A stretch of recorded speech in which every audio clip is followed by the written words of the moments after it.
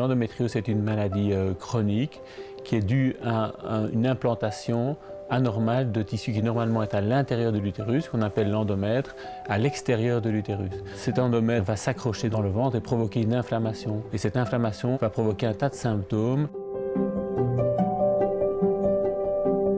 Les principaux symptômes de la maladie sont de deux ordres, soit un problème de douleur ou des problèmes d'infertilité. D'autres patientes sont tout à fait asymptomatiques.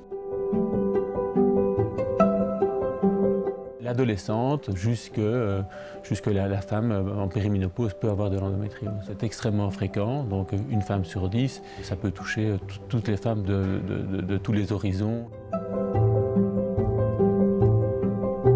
Les conséquences de l'endométriose sont multiples. Il faut d'abord savoir que ce sont des patientes qui souffrent énormément pendant de nombreuses années, puisque très souvent le diagnostic est posé tardivement, donc il y a une conséquence psychologique.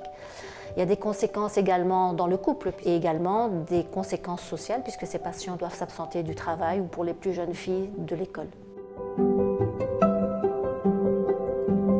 Le diagnostic de l'endométriose peut être difficile à poser. Les symptômes sont un petit peu vulgarisés. C'est normal d'avoir des règles douloureuses, mais non, il y a une gradation dans l'importance de la symptomatologie douloureuse. Si une patiente pense éventuellement avoir toute la symptomatologie d'endométriose, il faut consulter, avoir une discussion avec un gynécologue. L'écoute est fort importante. Le traitement de l'endométriose est médical.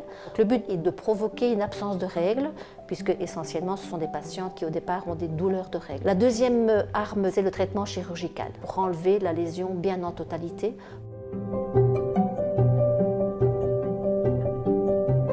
Cette endométriose qui touche la femme dans son état le plus profond a des répercussions sur l'image qu'elles ont d'elle. Et donc c'est une pathologie qui doit être vue dans son ensemble, dans sa globalité, pour essayer de redonner aux femmes une image positive de leur féminité.